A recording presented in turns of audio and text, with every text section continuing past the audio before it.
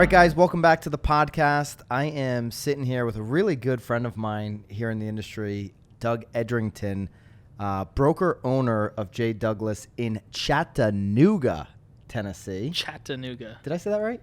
Chattanooga? I don't Chattanooga. know. Is that how you guys say it? Chattanooga. I always just call it the Nooga. Yeah, call it the Noog. The Noog. Yeah.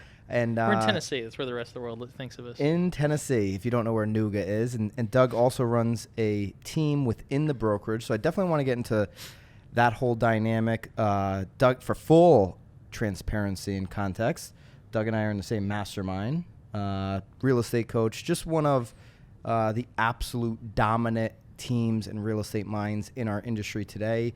Last year you were 491 transactions. What year was that? That was the year before. That was 2017. Before? Yeah. Okay. Last year was the year of growth. So like we opened up a brokerage last year. There's a whole lot of things happened. But yeah, our record year is 491 with the team, and then now it's that's just team. So that's not brokerage and team combined. Yeah, and then we're growing from there. So all right, so let's get into the whole thing of when you started the brokerage, 17 or 18. No. I had just turned 19 when I got my license. So a very young age. My parents, Grace and George, they got their license within the year before I did. So, I mean, we all kind of jumped in at the same time. I started flipping some houses, having some fun with that at a very early age. In high school, I was... that was your thing right out of the gate? Yeah, I was influenced in high school. A friend of mine's parents or father, he's like a second dad. He taught me how to swing a hammer. And so, like, literally at 15 years old... $8 an hour, digging ditches, swinging a hammer, tearing out drywall, whatever it was, you know. So at 18, I decided I want to flip a house. Grandma co-signed, mom and dad helped with Lowe's and Home Depot credit cards, co-signed, so they helped out a bunch. And then when I bought my first house, my mom was like, hey, I think I'm going to get my license. Has an aunt in Tampa, Florida, who owns a very, very small brokerage along the coast. And I think so there was some influence there. So one thing led to another. I got my license too, and we just, it just kind of happened, So, it was a good hobby, right? Are you doing any flipping right now? No. I probably flipped 15, 16 houses, and then it got to a point where first off, it was like harder to buy flips. The foreclosures. Like I remember our first time when I wanted to go buy a house to flip, I literally found like 3 or 4 houses, and I was like, which one do we want to do? And like that doesn't happen now. Now it's like jump on multiple offers, crazy, pay too much. Yep. And that's part of the reason why I haven't done it anymore. It was the evolution of like it's getting harder to buy. We're also getting good at running a real estate team, so it focuses there. I was like right around that time I was just getting married, so like just like all of these things were happening. So the right evolution is let's stop using my back and start using my mind a little bit more. And the best flippers, home rehabbers are doing so much volume that they can keep the same crew working. Like that's the most important thing, right? On these flips is having the actual contractors. And I'm a little perfectionist when it comes to that stuff, so I did all the work on my own, most of it. Oh, were you? Yeah. I could see that. So nights and weekends, I spent a lot of time doing that, and every time I ever hired somebody, I just, but I was younger. Probably overbuilding the living crap out of everything is probably putting too much time into it. Not necessarily overbuilding. I was being smart with it, but I just wanted to, have a good product for the next person and not like something I'd feel. A couple times I hired a contractor. One specifically, I'll never forget. It was these Bubbas from Alabama that I thought was a good deal. Knew somebody, nice guy. Said they had a license. I don't think they actually had a contractor's license. They used the bathtub as a trash can when they were remodeling, doing tile work, or like 6 months after we closed on the house. By the way, they totally bounced like the last 2 months before like the job was done. So I ended up finishing it up at the last, 6 months after we closed on the house, I get just directly a letter from an attorney. We're coming after you for $20,000 because the main drain line's clogged with like little tiny pieces of tile. And it happens to be underneath the driveway too. And it was just like, oh, you've got to be kidding me. So that was like a big burn for me to learn about, especially back then. I was like 22 years old, and I got this crazy letter. I just literally knocked on the homeowner. I was like, I'm going to fix it. I'm going to make it right. I'm not paying your attorney. So I think it cost me like $8,000. Just fix the problem. Just fix the problem, yeah. Tile and Dorito wrappers? Anything else? Yeah. Who knows what? Yeah. Tile apparently does not do well in a drain. Yeah, so learned a lot. So the flipping days are over. You're again, you're running a brokerage. Let's give some numbers so people really have a feel for what you're doing. How many people in the brokerage? Yep. How many transactions are you going to estimate for 19 in the brokerage side and then on the team side? So the goal for the team is 440 this year. Mm-hmm. And I don't even say the goal. We're trending 440. Trending towards it. Yeah, we're trending 440 for the team. For the brokerage, I want to say we're probably around 750 units, somewhere in that ballpark. I'm guessing a little bit on that, but I think it's going to be around 750.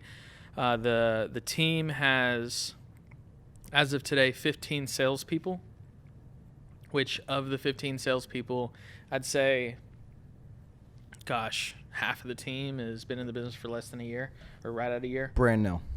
Yeah, because not to get like totally in the weeds, but when we left our last brokerage, I had a leader at the time that decided they want to start their own team. It created a split, learned a lot from it.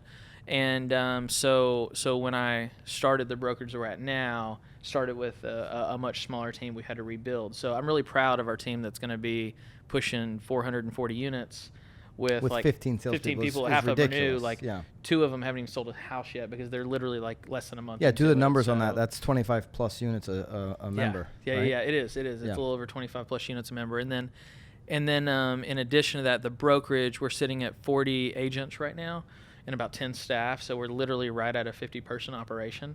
Staff being marketing and support and back end and all that stuff as well. And with the brokerage, though, it's cool because at least in Chattanooga, it's a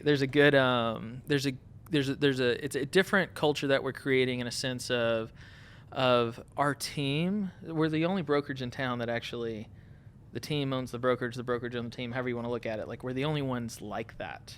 And now that I've stepped into the brokerage world, which, by the way, I would not recommend for just anybody. Like, you got to really be passionate about wanting to do that. Yeah. But if you decide to do it, the team's where we make our money, you know? Yeah. But it allows me to make really healthy decisions for the brokerage. So like one of the decisions that we made from the get-go, and I really had a hard time with this, and now that we're a year and a half into it, I feel really good about my sticking to my original decision, and that is no one joins our brokerage as a solo agent or a team leader unless they have 24 units under their belt in the past 12 months. So you don't take brand new out of the package agents into the brokerage. They have the opportunity they have to make join the team. Or not a team. Okay. A team. So we have 5 teams and 1 solo agent right now who has desires to grow a team probably next year. Mm-hmm. And so a lot of people have thought of us as like a team brokerage, and it's like the brokerage, it's all about teams, and that's not the case. Now, that's what I'm passionate about. So of course you're going to attract what you're passionate about, but it's not that I'm against solo agents by any means. It's just we're gonna want them at a high caliber, because the reality is for a broker owner, paying pretty darn high splits, you know, where the agents keep most of the money, but they're running their own business, right? So I'm basically, like, my value proposition to them is culture, a pretty roof over their head, and coaching. A really pretty roof over their head, right? If you go on, I guess, Doug's Instagram, which we'll link up if you're watching this on YouTube, you might see some photos of the office. Like, I was at the grand opening, one of the most ridiculous real estate offices, I will say, anywhere, not just in Nooga, but anywhere. Like, you guys have really proud of it. It's really awesome. done it well. Yeah, no, it's about 12,000 square feet, and it's just very, very unique. Yeah. So, rooftop party spot, the whole thing. Yeah, it's cool.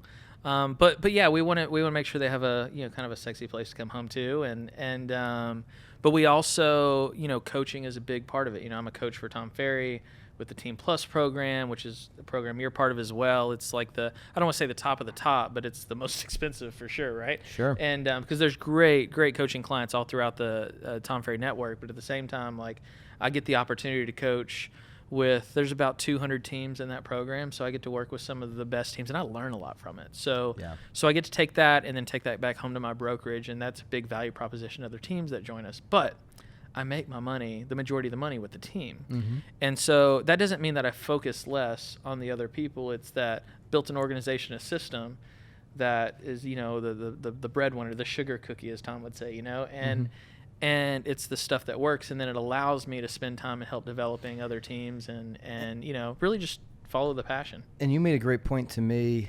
one of our conversations in the past and I was just talking about this with Lisa Chinati on the podcast I did with her, that now you actually have a true transition opportunity available to people on your team if they say to you, hey, been on the team 3 years, I've learned so much, you're my mentor, I couldn't do it without you, but I want to go and maybe start my own team or whatever it may be. You've got the opportunity now to say, but they don't want to leave you, right? So, but you can put them in the brokerage. So I think here's something I've had the epiphany, right? The epiphany to pull it together, that something that I can transfer. Because when I left the last brokerage I was at, or prior to, I probably lost an agent every 6 weeks. Towards the end, okay, we're dealing with a lot of stressors. I almost had a two-headed leadership because one of the leaders of my team I'd given a lot of power to. So I learned a lot from that. But they had one vision and I had a different vision. So therefore, that never works. I've talked about that. Creates stress yeah. But the problem that happened is an agent. Let's just say an agent is in your environment at your team. I have a feeling there's a lot of team leaders in your audience, right? Mm-hmm. And so let's assume your team member is in your team and something just doesn't go good that day, or they don't like the way that, whether it's about a dollar, whether it's about culture, whether it's about fairness, whatever you want to call it. But let's just say someone has a bad day. Well, they can't help but think at times, what would it be like if I was running my own team? What would it be like if I was an individual agent? Or somebody from down the street calls them, recruits them, they start wondering. What would it be like if I was on another team, right? All these different scenarios. So what they do is they go typically to the broker in private, they go to the broker and they're like, okay, I want to talk to you about something, but I don't want my team leader to know because I'm not sure if I'm there yet and I don't want to ruffle the feathers, but this is where I'm at, right? And so they go to this broker and there's a lot of these brokers out there that haven't built a team, haven't been a part of growing something. They're, no disrespect to, because this is not disrespect to all the brokers, but we all know there's a bunch of them out there. They're just body farms, right? Yeah. They open up the doors, they take anybody. So they just don't want to lose people. It's just a fear mindset. It's not that they're trying to sabotage a team. They just don't want to lose people. So right. So when that team member goes up to that broker and says, hey, I'm thinking about maybe being solo, the broker basically says, well, you know what? You've been trained by the best. You obviously have done well. And you can do this. And I'll raise your split. Yeah. And so what happens is the person who now is giving them the key to their new opportunity is just literally giving them a key. They're not coaching them, mentoring them, helping or anything. And then I don't want to say the person because it's not just about me, but the team that's helped them grow. Because in our team, it's not just me, it's mentors, it's their partners, it's all these other people involved that help them get to where they're at. They're not having the discussion. That team member who's thinking about leaving isn't having a discussion with anybody that's actually helped them do anything and have been in the arena with them. Mm-hmm. They're getting advice from the cheap seats, as what's her name says in her book. Brene Brown. That's a great book. I'm actually in the middle of that right now. Oh, it's amazing. Yeah. So I think you put me onto that. Yeah. So they're getting advice from the person in the cheap seats. It's like, oh yeah, you do great, right? Yeah. So then they jump out. Well, I've only had one team member, literally one, that's like actually done well over the years and years that's left her team. The rest of them, they typically end up out of the real estate business because they didn't have the accountability and the habits. So here's the resolution if you're listening to this. So one resolution, the big one, the challenge one that I don't recommend you doing, and I'll give you the one I recommend. One is own your own brokerage, right? Because when they want to leave, they can come to you and then discuss about doing their own thing. Mm-hmm.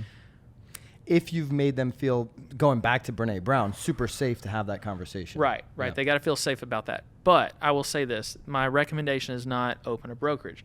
My recommendation that I don't think anybody's ever thought about, and I wish someone had taught me this before I had opened up my own brokerage, was truly have an exit plan with your team members. So if you don't own your own brokerage, have an exit plan with your team members that it could literally be like, let's say, for example, if you want to leave this team A, if you want to leave team A, it's already agreed upon that the team member will help you develop and grow your own team or be a solo agent. And for the first 10 transactions after you leave the team, the team leader will get maybe 15% or 20% or something of that nature. Some override or something. And I would make it really small, because the purpose isn't to make money off of them when they leave.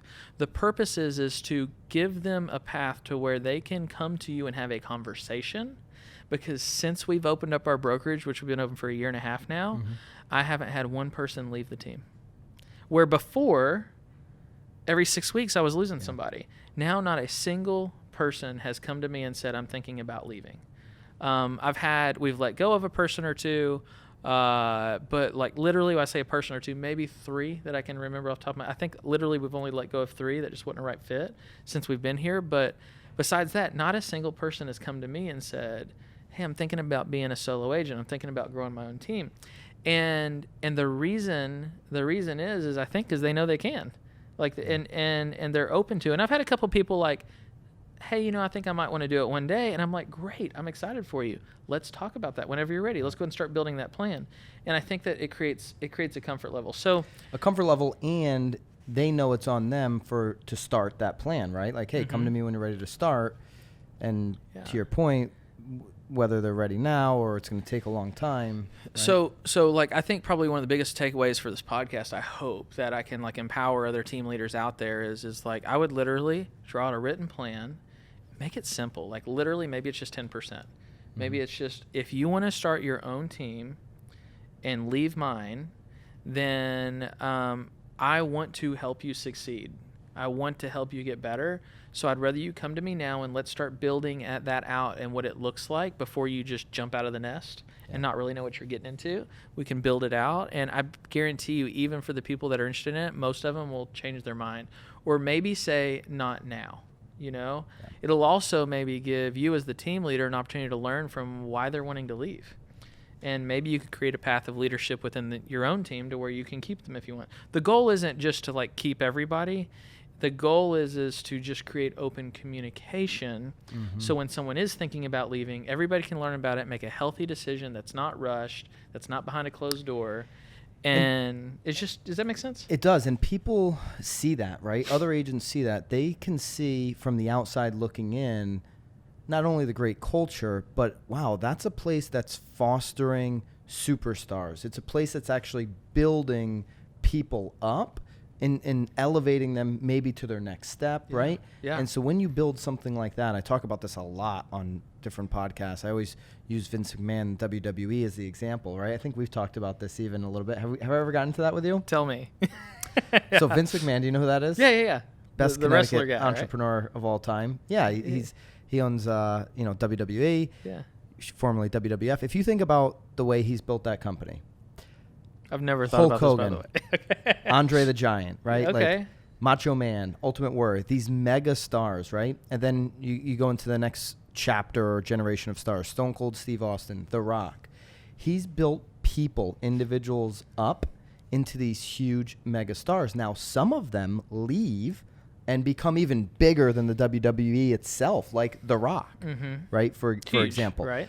But what does that create? It creates a place that everybody, the next person that wants to become The Rock, John Cena, right, will go because they know they've got to put their 7-10 years of learning, building a brand, becoming a star themselves before they're going to get the movie opportunity like The Rock did or whatever.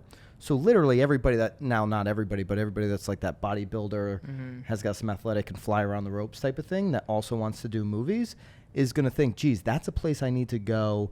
That's an environment, an organization that I need to cut my teeth at, right? That's cool. And so now you just basically create this funnel of new out-of-the-package agents. Like, I need to go there first, whether I spend my whole career there, like The Undertaker would never leave WWE, or I just need to go there for 5 years and then do my next thing. But you're always at least going to have a conversation with people coming into the industry because they know if they come to you, they've got a legit shot at becoming a superstar. It's something that I'm working hard at building. I think like Lisa is doing something. Like she literally says, hey, I know I'm going to keep my agents for 12 to 18 months. The ones that are going to go, she's going to keep some lifers, but the ones that want to go start their next thing and not having any fear about that. I think there's too many team leaders or people starting a team right now that have fear that people are going to leave them and almost feel like people shouldn't be allowed to leave.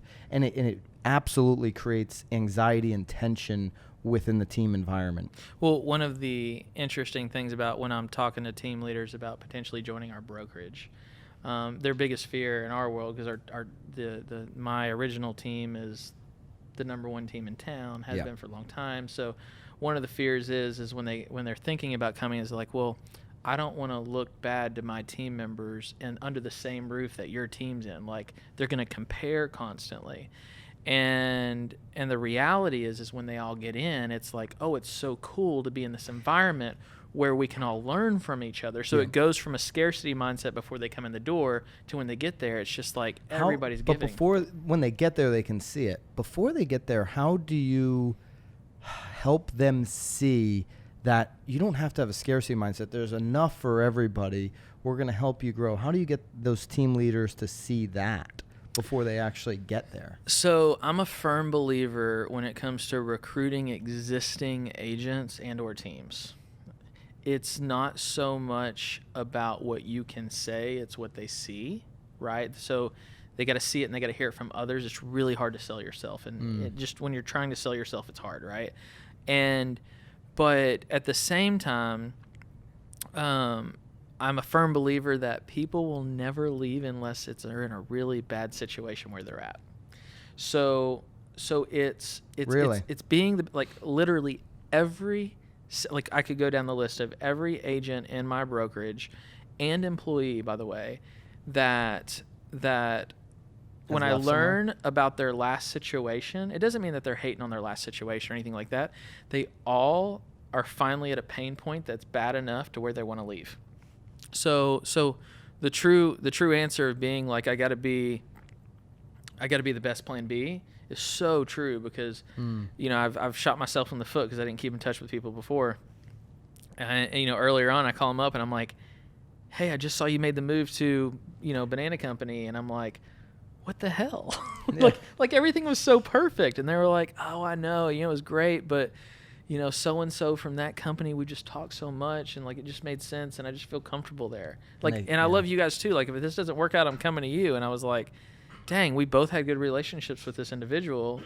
They just followed up, Followed up more. Yeah, so it was an early lesson on a year and a half ago, and I was like, oh, damn, this is just like real estate, right? I got to follow up too. And so there's that, but it's understanding, like, I think, to just be clear in answering your question, is getting these people to come on board. It's constantly staying in touch with them. It's constantly building a relationship. We're in a hotel room. If you guys heard that phone ring, I just had Sam pick it up and hang up. Do you have somebody showing up? I have no idea. But they're probably going to call back. Yeah, it's all good. It's all good. But I think just making sure that you understand, you got to show off your culture in multiple different mediums. Like social media is the easiest one, but literally, I know that every time I meet with a team leader or an agent or anybody, instead of assuming they're going to stalk me, I'm like, have you stalked me?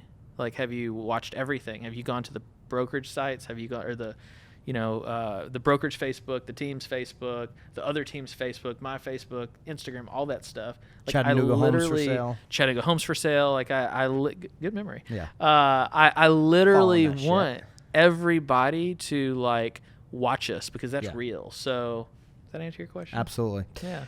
Let me come at this from a different angle. I think I asked Lisa the same question. Do you believe every team leader, let me frame it up that way. Do you believe that every team leader should have not an exit plan, I guess you could call it an exit plan, but a plan to remove themselves from production? Do you think team leaders being in production creates too much friction? I mean, for your example, I know you're not in production, right? Mm-hmm. That's why I'm asking you the question. You would have been in production, team leader, broker, like that's kind of a lot of hats to wear. Yeah. But even just on a team leader, someone that's not going to start a brokerage, right? Do you think the goal should be to scale it and get out of production? No, absolutely not. Okay. I don't believe that every team leader should get out of production. I think it depends on the market. I think it depends on your price point. There's a lot of different factors. In Chattanooga, Tennessee, our average price point's like shy of $250. I've got to sell a lot of houses to make the same kind of money that, like, what's your average price point? Our teams is just over 500. Yeah, you're double, right? Yeah. And then some of these other people that we're talking to across the country, I mean, they're even higher than that. Yeah. So take, like Tom's golden child, Tim Smith. Yep. Tim Smith, like average price point, a few $1 million, got a massive team. He's probably going to do $1 billion in sales this year or next year if he doesn't hit it this year. And he's still fully in production. He's still fully in production, but he hired somebody to run his team. So I think the answer is it doesn't matter whether you're going to be in production or not in production. You got to have standards in place, a transparent system to where you can remove emotional decisions. Mm-hmm. Same thing. My dad, who is a owner of our business with me, he is one of the top salespeople on the Edrington team. And there was a time years ago where people were like, George gets all the good stuff. George gets the higher price point. George gets this. George gets that. Yeah, because he's your dad. But so the assumption. The assumption was there, but the thing was, he's been in business for 15 years. There's a ton of repeat business, and he's not passing the past clients away. So, but the problem that we had is we didn't have a clearly defined, transparent way that leads were distributed. So, it was this kind of. We're a big ISA team back then when all this was going on. So like the ISA set up a ton of appointments, and inside sales agents, the people that pound the phones, if you don't know what I'm talking about. And we had like this kind of hidden totem pole of who gets what appointment based on what scenario. So we weren't fair to the whole team. I mean, we believed we were operating fairly, but we weren't fair to them. They just didn't know about it. They just didn't know. So that part wasn't fair to them. And so now the cool thing is our team is like completely transparent in how we operate. Whether it's the jump ball system where everybody's phones rings at the same time, or it's based on true closing numbers. We make a lot of decisions in our team based on the past rolling 30 days of production, and it's all transparent. Like the entire team sees it. So sometimes my dad's at the top. Usually he actually is, but sometimes in the second or third. Sometimes he's way down at the bottom for 1 month because he got in his camper and drove around the country for a month, whatever it may be. So all of that stuff is transparent, and I believe, I could be wrong, we got some team members behind the camera here. I believe, give me a head nod one way or the other, I believe that it's pretty transparent. I don't think that anybody's like panicking about. They're giving me head nods. That's They're saying yes. Yeah, I don't think that anybody in our team right now thinks that like the owner or the team lead is cheating out the thing. So the point is do you have transparent standards in place? Do you have your organizational lead chart on the wall so everybody knows what goes where? That's interesting. Yeah. Meaning who to go to for what? Yeah, like if flow chart? a flow chart. Yeah, so if it's buyer, the lead goes here. If it's seller, the lead goes here. Or if it's unknown, the lead goes here, and then here's the totem pole, or how's it based upon? Ours, like I said, ours is based off of the rolling 30-day stats, so everybody can get ahead or everybody get behind. It's cool. It's as our friend Tom Ferry says, we're operating as a meritocracy. It's all based on merit that's happened in the past 30 days, and that's how everybody's ranked by earning opportunity. But for a brand new person coming in, they have the benefit of the doubt opportunity for 30 days, and then they can work their way in. So you just build a system that is transparent, and then like I always challenge myself is Doug removing all emotional decisions from this scenario?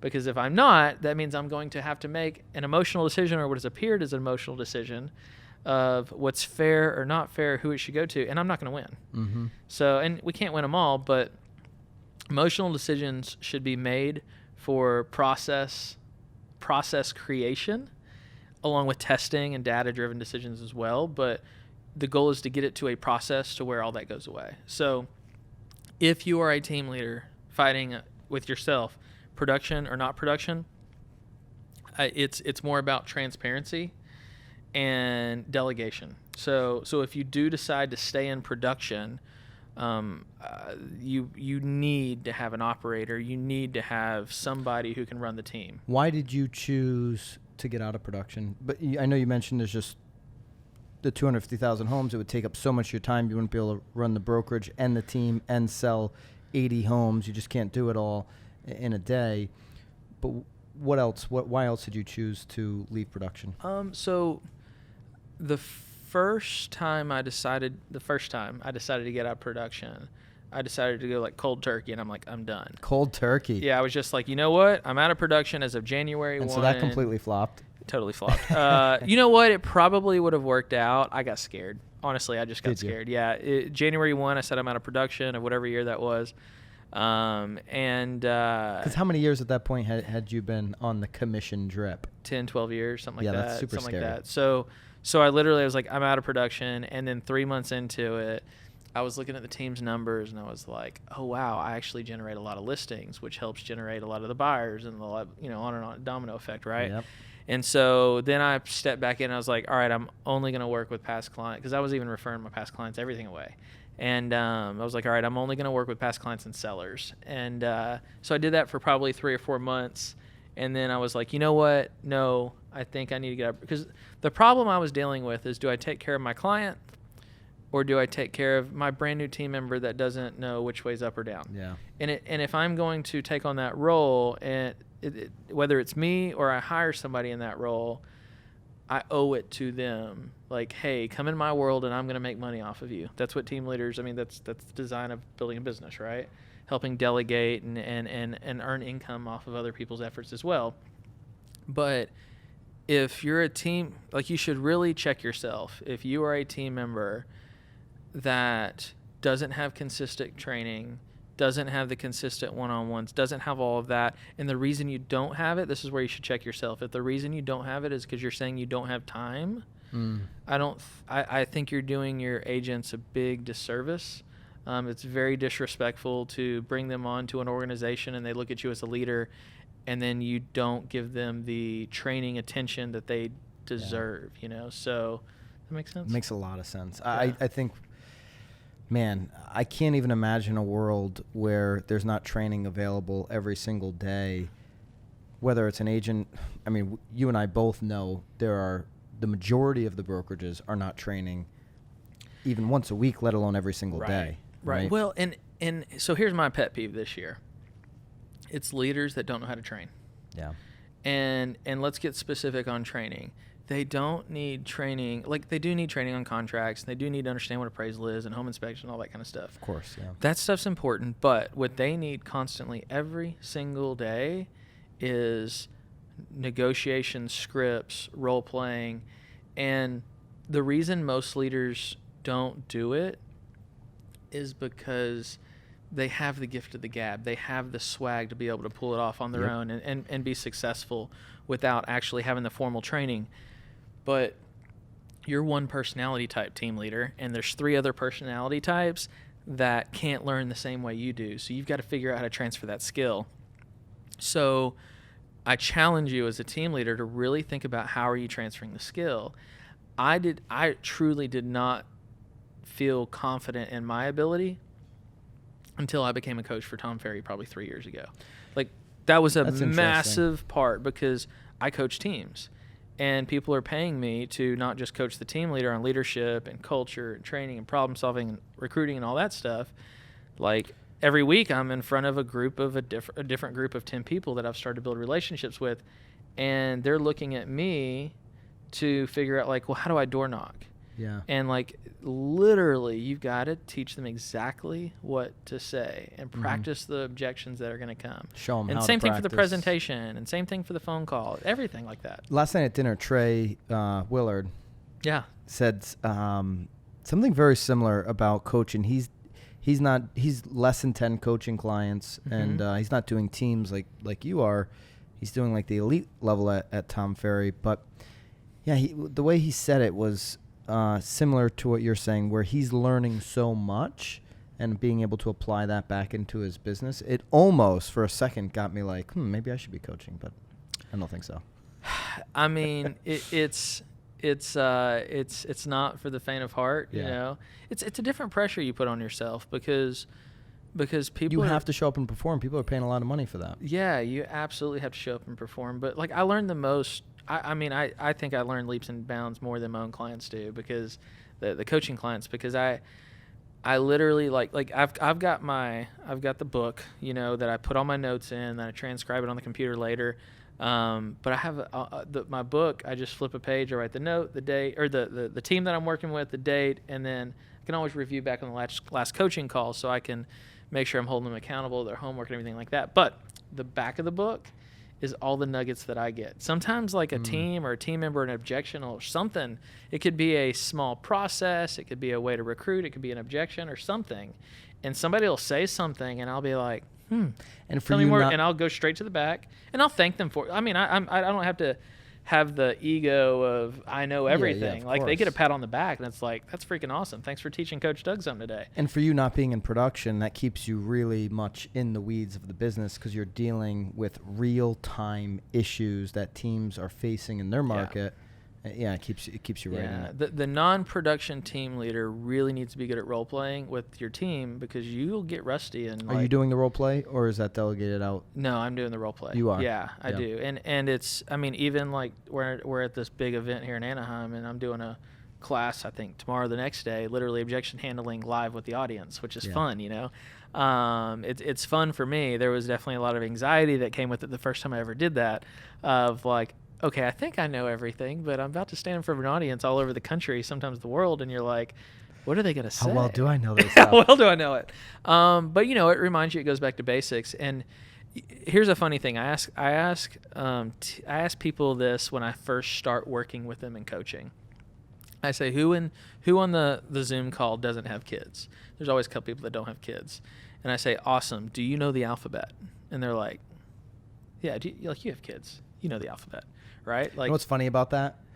I got a Snapchat from my wife last night, and she asked my daughter Stella to do the alphabet, so she would say A, and Stella would say A the whole way through. And then, like, around R, S, T, whatever, like, I'm like, wait a minute, no, U goes first. And I actually didn't know the alphabet. Oh, no. No, use later on. That's so maybe funny. I don't know the alphabet. You'd figure it out. But, you know, it's out. So funny, and I've learned I need to find out if they have kids or not, because if they have kids, they're like, yeah, I said it last night.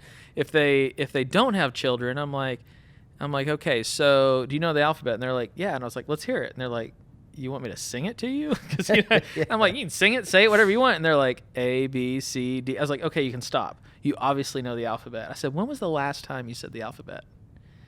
And they're like, I don't even know. Like, I mean, years. I literally don't even remember the last time that I said the alphabet. And I say, how do you know it? Why do you still know it? And they're like, I guess, I mean, just repetition. We did it over and over and over, like our whole lives. I mean, we learned how to spell with it. It's the foundation of language. Bike, you can just pull it out. Yeah, you just have it. It could have been 10 years since you said the alphabet, but it's still in your back pocket. That's no different than how we need to role play and objection handle and all that. So it's a good analogy to think about the alphabet versus, you know, like, I mean, I feel like this year I've just beat to death LP Mama, you know, which is the acronym for, you know, direction for working with buyers. But it's not just knowing the words, it's knowing the tactics on how to do it and all the objections that come along with it and how to overcome those objections.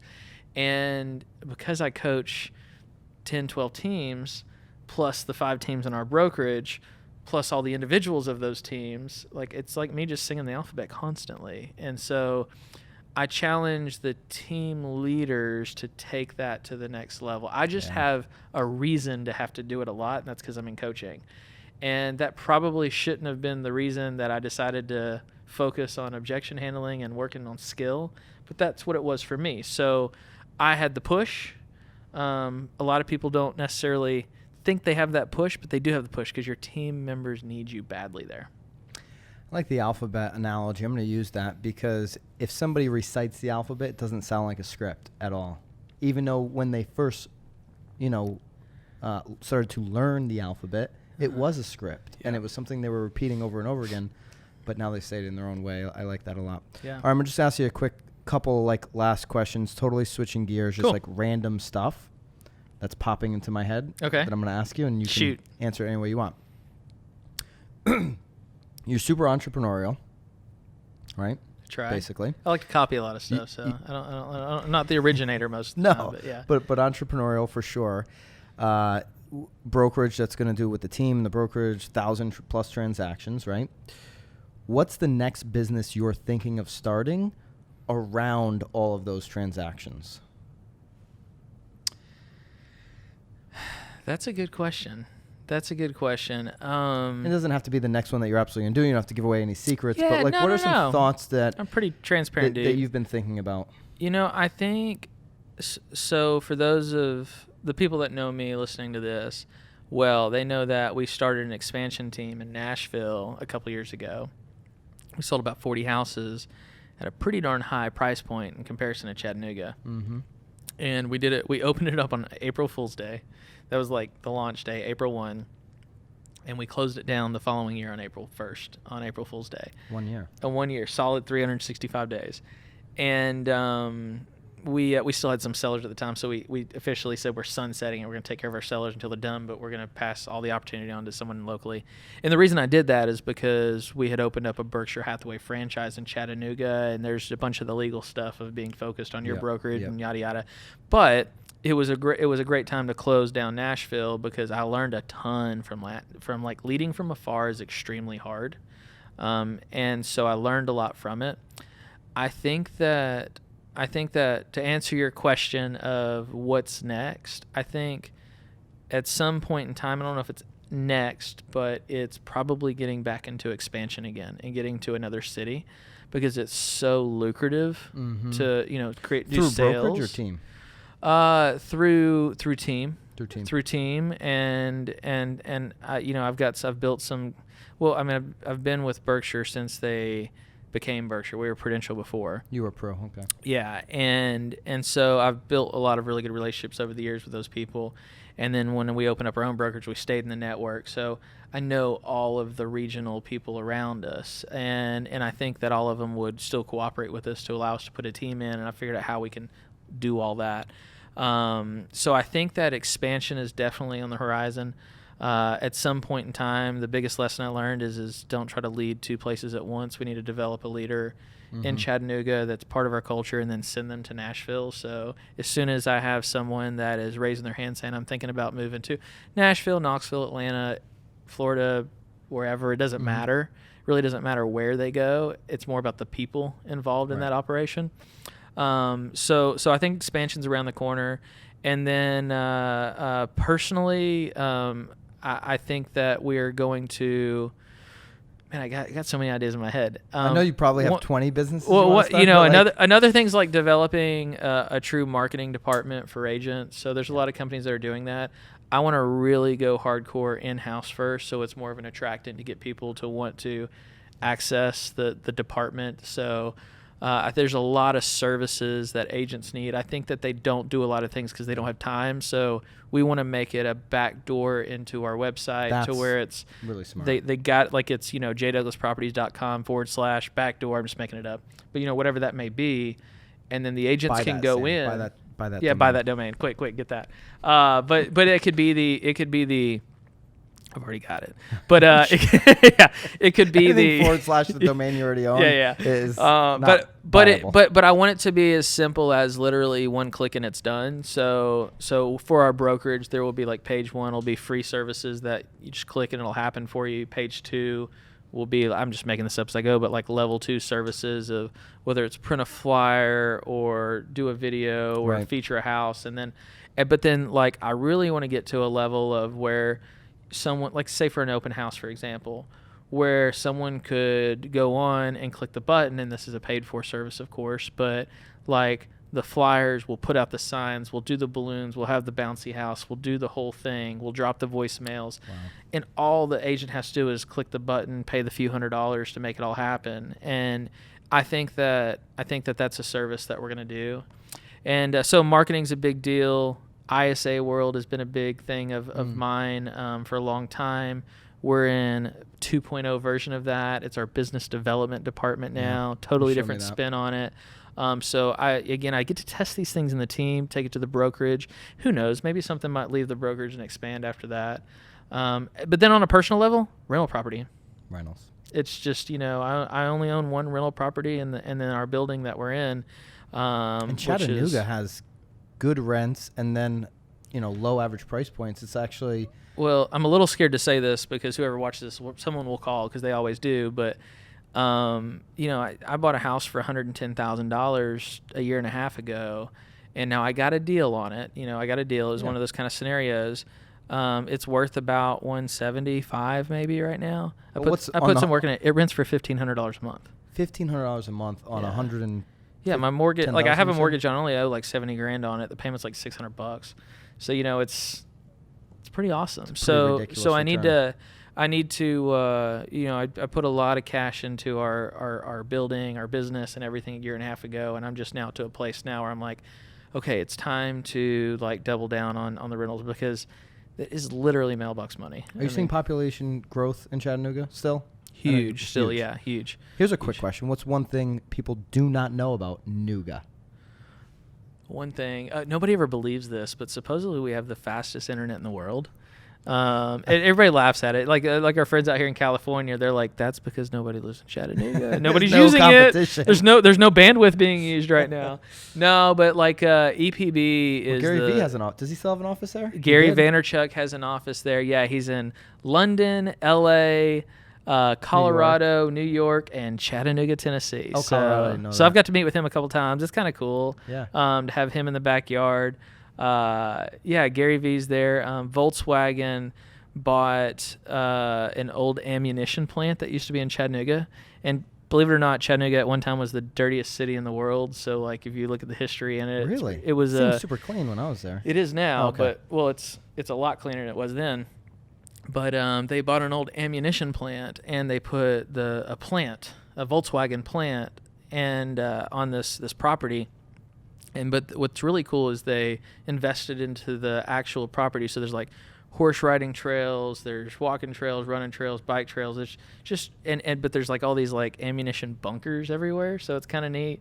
We had the 1996 Olympics right up the road from us, and the kayaking. So we got a lot of outdoor stuff. Climbing's a big thing. So it's really outdoorsy, pretty techie since the fast internet. We're probably one of the techiest towns in the South.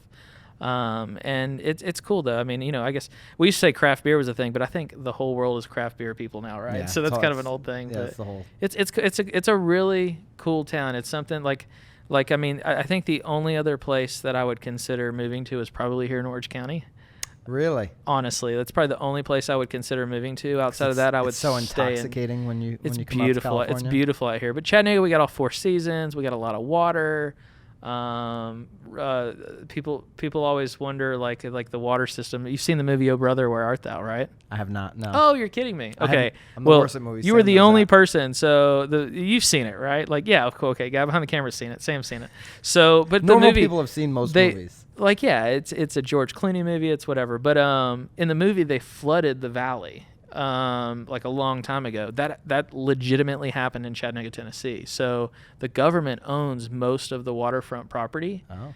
And so I'm just waiting for the day that like the government's like, you know what, let's let go of the hundreds of miles of waterfront that we're just sitting on. It's just woods. Vacant land, just woods. It's just literally woods. Wow. Yeah. So but that could really change things. It would change the world, and it will change Chattanooga at least. Yeah. The whole world will change the world once Chattanooga sells waterfront properties. Yeah, right. You heard it here first. I don't know. There's a couple fun facts. I like that. Yeah. All right. So, one more thing. Switching back, just to kind of wrap this thing up. You bought in to Berkshire Hathaway, right? So you started the brokerage. Big Box Brokerages. Okay. And we didn't even get into disruption. Like, we need to do another podcast someday. Yeah, I love it. All about real estate disruption and kind of what's happening in the industry. When you think about big box brokerages, do you think in 5 years, all of the major names that we know today, all of them will still be standing in 5 years, or some of them? All of them or some in 5 years? Yeah, just 5 years. I think they'll all be here. They'll all. I think they'll all be here. Yeah. I mean, the majority. I think the majority of them will still be here, and I think that. And why did you decide when you went brokerage, big box, big name, one of the top, as opposed to your own little indie Chattanooga style brokerage? It was a fear-based decision. It honestly was a fear-based decision. It was It Do you was regret or no. I don't regret it. But at the moment, it was a fear-based decision because I had the Edrington team, which is the number one team in town, and I wanted to grow it bigger than the Edrington team. I wanted to have other teams, other agents, and I was scared. I was literally scared if we open up an independent brokerage, we will only be seen as the Edrington team, and no one else will want to come play in our sandbox. Mm-hmm. And so I figured with a big brand name like Berkshire Hathaway, we would be looked at differently. Now, I don't know if that's completely the case because our team still dominates pretty heavily, and so it did take some time to get past that. But Berkshire's like, the kind of the high end, well known. I mean, it's like Berkshire, Sotheby's, Compass now. Yep. It's up there, right? And so when I was talking to Berkshire about brands, they were talking about the other brands that they own because Home Services owns like tons of brands. They do. And they named a couple others off, and I was like, who, what? And I was like, no. I like nice stuff. So we're gonna have the right seal, Oh, so you that could was have went with other. Oh, that's interesting. Yeah. Well, and honestly, like I shopped a lot of brokerages. Probably the runner up for me at the time was Century 21. Nick Bailey was the CEO at the time. Yep. And that was short lived. He was in and he was out. I don't get into it like you do. Was that before they rebranded? They had not rebranded yet. No, because it was a year and a half ago. But Nick was telling me we had breakfast with him in D.C. They must have rebranded shortly after that. It was shortly after, yeah. And he was telling me about this big rebrand, and he literally showed it to me on my phone or his phone. He's like, and he wouldn't send it to me or anything like that. He's like, this is where we're going. And unfortunately, just a logo by itself, I was like, okay, that's cool, but I don't really understand what it's all about. But I saw the vision that he wanted, and I think I don't keep up with Century 21, but I think that he was, for the short-lived time that he was there, I think it was a good spark to help shoot them off in a good direction. Mm-hmm. Maybe, I don't know. You follow the bigger national politics more. What do you think? Well, I mean, Realogy right now is all the brands are in an interesting spot. So the question is do you buy Realogy stock now or no? It's at what, $5-6 a share? When it was so low, it's like 5 years ago, it was $50-$60 a share. I think they'll. Is it just going to the casino? Come up a little bit, but I think the better buy for anybody, certainly as we sit here this week because they got crushed this past week, is if you're in real estate and you're thinking about a stock, buy as much Zillow as you can. I'm a big believer in it. There are people that are on the other side think I'm absolutely crazy and that Zillow is going to completely fail and all this kind of nonsense. I would invest my stock dollars in Zillow. So as opposed to buying Realogy, I would just buy more Zillow. So to respect her personal life, I won't say her name, but there's an agent that's here, a team leader that's here. Yeah, and I was telling you about it, and she told me that she spent over the past X number of years, she spent money in Zillow. She's given them $1 million on buying zip codes, on buying advertising zip codes, buying leads through Zillow. And she said, if we looked at it and what did we spend and what did we make? So she spent $1 million. She made another $1 million. So she doubled her money with a lot of work, a lot of effort, a lot of everything you put into, because it's not just like pay to play, you got to work too. Yep. And she said, but her and her, I guess, stockbroker, investment broker, whoever, her advisor, they sat down and they said, if we had invested the same amount of money each month into Zillow stock, it would be worth $6 million. And so literally the next day, over that same time period, pulled up the app. I was like, how do I use this rusty old app? And I bought Zillow stock too. Now, it did fall 20% this past week, which was kind of... I bought more. You bought more? Yeah. I should probably buy some more too, right? Yeah, I'm a big believer. Everybody, not everybody, but there's plenty of agents or team leads or brokers or whatever complaining Zillow's stealing our business. Well, if you're that afraid, go buy their stock and let them can't beat them, pay join your them, retirement right? out. Yeah, right? yeah. No, I'm 100% believer in it too. I think the what's his name, CEO of Zillow, Barton, now. Rich Barton. Yep. Rich Barton. He's a smart dude. Yeah. I got the chance to hear. Well, we were there together. Yeah. In San Diego in May. Was it May? Yeah, in May. Yes. And just listening to him speak, you can tell that the wheels in his head turn unlike anybody else. He's a different animal than Spencer Raskoff. Totally. They're going to do different things, and I think the Flex program is going to mean more than anything else they're doing. I think them taking referrals, which is right now only in a few markets, I get it. It will be in every single state. Talk about 5 years. At the end of 5 years, we'll look back, and Zillow will be all referral-based. I think that more than anything is going to change the amount of revenue that they bring in, more than instant offers. That's bringing them data. Do they have a competitor? Does Zillow have a competitor? Yeah. Yeah, I think that their competitor is... Like think... On online traffic competition is probably Redfin, Really? Yeah. See, and I'm in Chattanooga, and Redfin's not in Chattanooga. We don't get the Compasses, the Redfins, the big companies. So, it's hard for me on a local level. Here's my point about it is if you're a consumer and you're in Chattanooga, you might be doing your searching, your real estate, looking at listings on Redfin because they're not in there. It doesn't matter if there's they're an not in there office taking listings. Yeah. But their website works for Chattanooga. Right. And their website is pretty good. Is it? So I think that's their competitor in terms of traffic. But, it's almost like they've built such a good brand off of the back of Google AdWords that it's a real brand. Like Google it, Zillow it, right? Hey, what's that house over there? I don't know. Look it on Zillow. You hear consumers say that all the time. Yeah. So I think they've got the far advantage and lead in this race, but I would say that Redfin's probably their competitor. I know you got a podcast coming up with Jason Pantana pretty soon. Yeah. And you should ask him about Zillow. He's done a lot of studies on how Zillow drives their traffic. I was talking to him yesterday about it, and he said they have 3 channels and only 3 channels. They just go deep into their 3 channels, and it's Google AdWords, Facebook, and email. Yeah, they are. They're driving so much traffic on email. And what was really cool, we were talking about Facebook ads, and I didn't realize this, but you can go to Facebook. You can figure it out, but it's Facebook admanagers.com/whatever library. So it's ad manager ads library. After some of that, order that. So just Google Facebook ads library. And Facebook shows every single ad. So you can type in Zillow and see all of their ads that they've done. Really? You can type in Byron. I didn't know that. You can type in Byron and Lazine and see all the ads you ever run. Now they don't say who the audience is. They don't say how much money goes behind it. They just literally show the ads.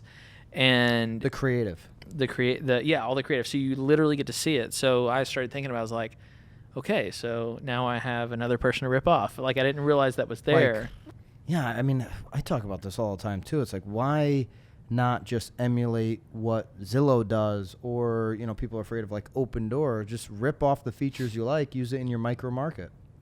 Yeah, and with all the stuff that's changing in Facebook world, because, they're getting sued by the fair housing world and all that kind of stuff. What's interesting is that Jason said that a lot, and he actually showed it to me on his computer yesterday.